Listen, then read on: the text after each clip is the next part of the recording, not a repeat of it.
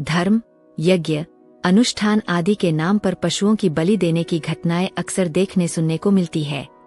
धर्म के नाम पर पशुओं की बलि उचित है या अनुचित? अक्सर इसके पक्ष एवं विपक्ष में हमें तर्क कुतर्क देखने व सुनने को मिलते हैं, पर आखिर पशुबलि, पशुवध को उचित माना जाए या अनुचित? इसे उचित मानने वालों के अपने तर्क है, कुतर्क है। जाहिर है इसके पीछे उनके अपने निजी स्वार्थ है, और साथ ही इसके पीछे उन्हें शास्त्रों व धर्म का वास्तविक ज्ञान न होना भी प्रमुख कारण है।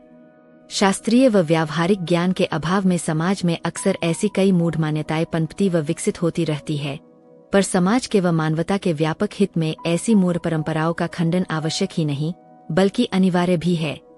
इसलिए शास्त्रों के वास्तविक मर्मज्ञ ऋषियों, संतों, मुनियों आदि ने शुरू से ही ऐसी मूढ़ परंपराओं का खंडन किया है एवं उन्हें व्यक्ति एवं समाज के लिए अनुचित बताया है।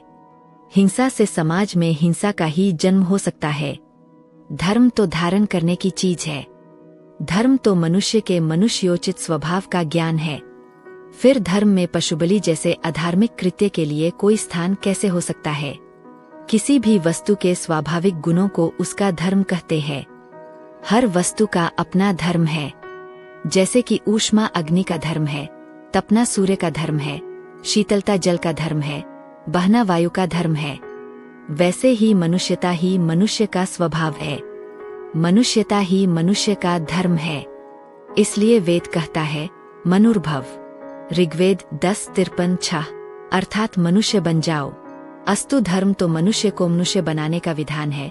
मनुष्य को हिंसक, हत्यारा बनाना या अमानवीय कृत्यों के लिए प्रेरित करना धर्म नहीं हो सकता।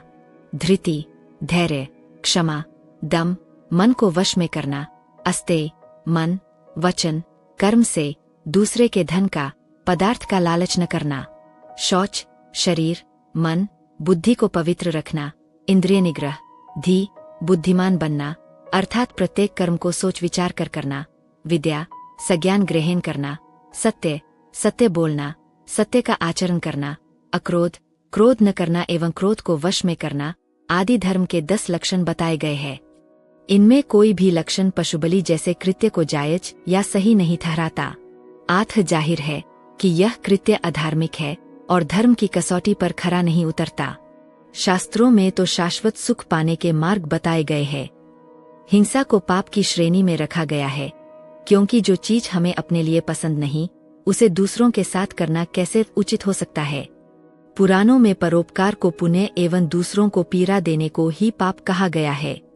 अस्तु पशुवध, पशुबलि को उचित मानने वालों का यह कहना कि यज्ञ अथवा विशेष धर्मानुष्ठान में पशुबलि को जायज ठहराया गया है, बिल्कुल गलत है। यह कहना या मानना कि यज्ञ में या धर्मानुष्ठान विशेष में बलि देने से देवता प्रसन्न होते हैं, भगवान प्रसन्न होते हैं, बिल्कुल गलत धारणा है। यह सत्य है कि शास्त्रों में यज्ञ में, धर्मानुष्ठान में बलि देने की बातें कही गई है, पर इसका पशुओं की बलि से दूर दूर तक कोई संबंध नहीं है। शास्त्रों में वर्णित पशुबलि का दार्शनिक, वैज्ञानिक व व्यावहारिक अर्थ व तात्पर्य पशुओं की बलि से नहीं, बल्कि पशुता की बलि एक से है, पाश्विक प्रवृत्ति की बलि से है।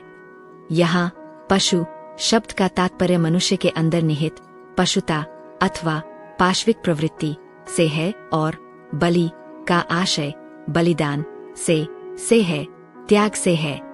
इस प्रकार पशुबलि 7 का तात्पर्य पशुता अथवा पाश्विक प्रवृत्ति जैसी बुराइयों एक की बलि देने से है, अर्थात उसका आशय बलिदान, त्याग या परित्याग से है। पशुता का त्याग करने से ही मनुष्य वास्तव एक में मनुष्य हो सकता है, अन्यथा पशु और मनुष्य में क्या अंतर रह जाता है। शास्त्र, पुराणों में या अन्य धर्म संप्रदायों के धार्मिक ग्रंथों में जो भी धार्मिक कृत्य, यज्ञ, अनुष्ठान आदि बताए गए हैं, वे मनुष्य को मनुष्य बनाने के लिए ही है। वे मनुष्य को दिव्य बनाने के लिए है, मनुष्य को देवता बनाने के लिए है। जब मनुष्य में करुणा, प्रेम, संवेदना, क्षमा, त्याग, साहस आदि दिव्य गुण, दैवी गुण विकसित हो जाते हैं, तब मनुष्य वास्तव में दिव्य बन जाता है, देवता बन जाता है। वह पेट, प्रजन व परिवार की संकीर्ण सीमा को पार कर समष्टिगत हित में सोचने लगता है। दैवी गुणों के अभाव में मनुष्य आकृति से मनुष्य जैसा दिख सकता है, पर वस्तुतः प्रकृति से वह मनुष्य नहीं हो सकता है। वह पशु ही हो सकता है। समाज में आए दिन जो हिंसा, हत्या, लूट, बलात्कार, अनाचार, भ्रष्टाचार की घटनाएं सामने आती है, उनके पीछे मनुष्य का प्रवृत्ति से मनुष्य न होना ही तो मूल कारण है। मनुष्य में जब तक पशुता है, पाशविक प्रवृत्ति है, तब तक वह मनुष्य होकर भी मनुष्य नहीं है, क्योंकि उसमें मानवीय गुणों का अभाव है। ऐसे लोग व्यक्ति, परिवार, समाज, राष्ट्र तथा विश्व के लिए हमेशा ही समस्याएं व परेशानियां पैदा करने वाले होते हैं। आज पारिवारिक, सामाजिक, राष्ट्रीय व वैश्विक स्तर पर हिंसा, अपराध, आतंकवाद, अशांति, युद्ध, कटुता आदि जो समस्याएं बनी हुई है, इनके पीछे मनुष्य की पाशविक प्रवृत्ति ही तो मूल कारण है।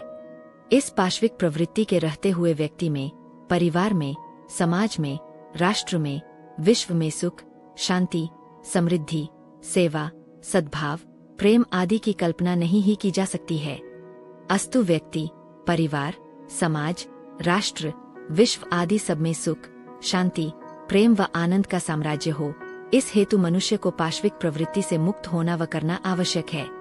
इस पशुता व पाशविक प्रवृत्ति से मनुष्य को मुक्त कर उसे दिव्य व देवता बनाने मात्र के लिए ही सारे धर्मानुष्ठान, यज्ञ एवं धार्मिक कृत्य बनाए गए हैं। अस्तु मनुष्य में हिंसा की भावना भरकर उसे पशुतुल्य बनाने वाली पशुवध, पशुबलि जैसी मूढ़ परंपराओं का समर्थन शास्त्र कर ही नहीं सकते। कई बार ऐसी मूढ़ परंपराओं के पनप जाने पर लोग अंधाधुंध उनकी नकल करने लगते हैं व शास्त्रीय ज्ञान के अभाव में उसे अवैज्ञानिक व अव्यावहारिक, असामाजिक व अशास्त्रीय होते हुए भी उचित मान बैठते हैं। अहिंसा को परम धर्म मानने वाले महापुरुष व शास्त्र इसका समर्थन कैसे कर सकते हैं? इसलिए संत कबीर, रैदास, तुलसी, नानक, महावीर, गौतम आदि सभी महापुरुषों ने ऐसी मूढ़ परंपराओं को अनुचित व अव्यावहारिक बताया है। भगवान महावीर ने स्पष्ट कहा है कि यज्ञ बुरे नहीं, परंतु यज्ञों के नाम पर होने वाली हिंसा बुरी है। यह हिंसा मानव जाति के लिए हानिकारक है और समाज को हिंसक बनाकर जीवन को अस्तव्यस्त कर देने वाली है। उसी प्रकार भगवान गौतम बुद्ध ने भी यज्ञ का विरोध नहीं किया, बल्कि यज्ञ के नाम पर होने वाली हिंसा, पशुबलि आदि का विरोध किया। अस्तु इस प्रकार हम देखते हैं कि पशुबलि का तात्पर्य अपने अंदर निहित पशुता या पाशविक प्रवृत्ति की बलि से है, त्याग से है, बलिदान से है।